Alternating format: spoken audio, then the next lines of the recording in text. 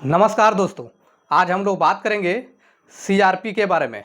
ये सीआरपी क्या होता है और ये किस कारण से बढ़ता है, बढ़ने का कारण क्या है और इसका इलाज क्या है, और ये सभी के बारे में हम लोग इस वीडियो में जानेंगे। ये देखिए, सीआरपी ब्लड टेस्ट क्या है।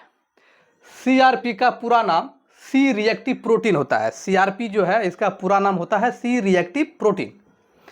यह एक प्रकार का प्रोटीन है जो लीवर में बनता है। सीआरपी कहाँ बनता है? ये लीवर में बनता है।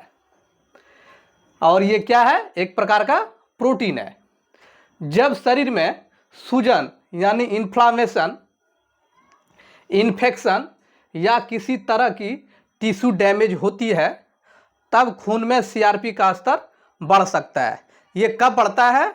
जब आपका शरीर में सूजन हो जाता है, इन्फ्लामेशन हो जाता है या किसी प्रकार का इन्फेक्शन हो जाता है, बैक्टीरियल इन्फेक्शन हो, वायरल इन्फेक्शन हो या कोई टिश्यू डैमेज होकर के गिरने लगता है तो आपका खून में सीआरपी का स्तर बढ़ जाता है। क्लियर है? चलिए, हाँ, आप बात करेंगे सीआरपी टेस्ट क्यों कराया जाता है। सीआरपी टेस्ट जो डॉक्टर करने के लिए बोलते हैं वो क्यों बोलते हैं, किस कारण से? ये देखिए, शरीर में सूजन है या नहीं जानने के लिए सीआरपी टेस्ट क्यों करने के लिए बोला जाता है। आपका शरीर में सूजन है या नहीं है उसको जानने के लिए किया जाता है। बैक्टीरियल इन्फेक्शन को देखने के लिए, आपका शरीर में किसी प्रकार का इन्फेक्शन है, बैक्टीरियल इन्फेक्शन है या क्या इन्फेक्शन है वो देखने के लिए सीआरपी किया जाता है। किसी बीमारी की गंभीरता समझने के लिए, कोई अगर दिन बीमारी है तो सीआरपी आपका कितना है, ज़्यादा होगा तो उससे वो पता कर सकता है कि किस कंडीशन का, किस तरह का बीमारी है। इलाज का असर हो रहा है या नहीं यह देखने के लिए, जब आप कोई एंटीबायोटिक लेते हैं, कोई दवा लेते हैं तो वो काम कर रहा है या नहीं कर रहा है तो फिर से सीआरपी को चेक करके देखा जाता है कि कम हो रहा है या नहीं हो रहा है। क्लियर है? चलिए, ऑपरेशन के बाद संक्रमण की निगरानी के लिए, किसी मरीज का कुछ ऑपरेशन हो गया हो तो उस कंडीशन में सीआरपी चेक करके देखा जाता है कि कोई इन्फेक्शन, नया इन्फेक्शन ना हो जाए, इस कारण से इसको टेस्ट करना पड़ता है। और ऑटो इम्यून बीमारियों में सूजन देखने के लिए, ऑटो इम्यून यानी कोई जेनेटिक रोग में भी सीआरपी टेस्ट करके देखा जाता है।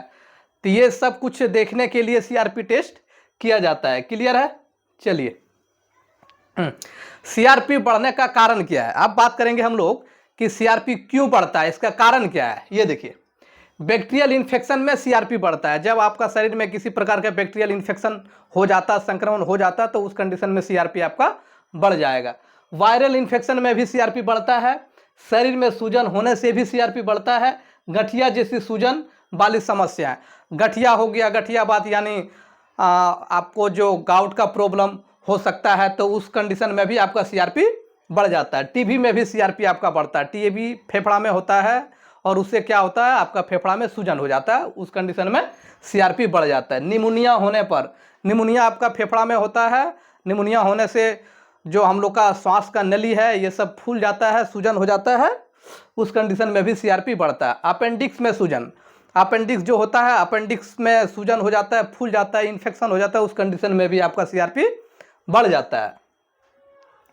चोट या सर्जरी के बाद सूजन, कभी कभी आप कहीं गिर गए हैं या कट गए हैं, चोट लग गया है तो उस जगह पे क्या होता है, सूजन हो जाता है, तो वो सूजन के कारण से आपका सीआरपी बढ़ जाता है। हार्ट से जुड़ी कुछ स्थितियां, कभी कभी हार्ट में किसी प्रकार का प्रॉब्लम होने से, तो हार्ट में सूजन होने से आपका सीआरपी बढ़ा हुआ मिलेगा।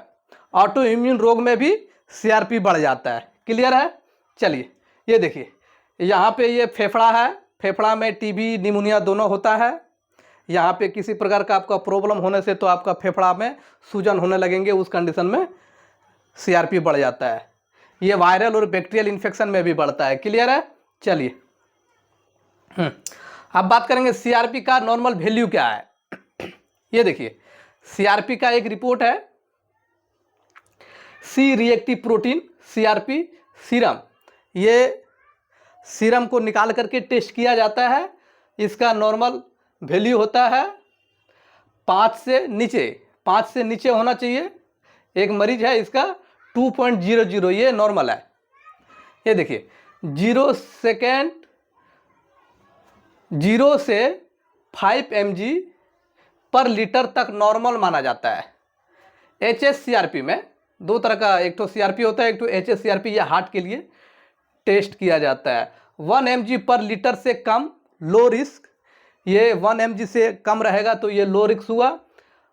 1 से 3 mg पर लीटर एवरेज रिस्क, और 3 mg पर लीटर से ज़्यादा ये हाई रिस्क हो गया, ये ज़्यादा क्रिटिकल हो गया। इसमें आपको इग्नोर नहीं करना है, संग संग डॉक्टर के पास जाना है और दिखाना है। क्लियर है?